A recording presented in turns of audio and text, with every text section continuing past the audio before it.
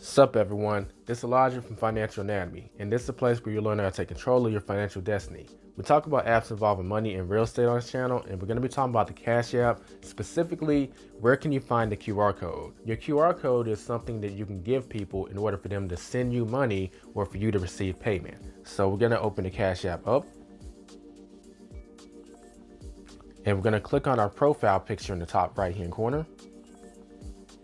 And right under where it says your account, there's a little code icon. Click on it and boom, this reveals where your QR code is. When someone wants to send you money, if you give them this QR code, whether it be screenshotting and sending it over to them, or if they're in front of you, they can click on the scan button on their Cash App by following these instructions and scan your QR code, just like that.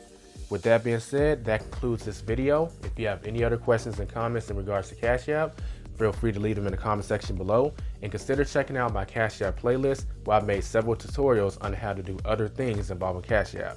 I'll catch you in the next video. Don't forget to get out there and take control of your financial destiny.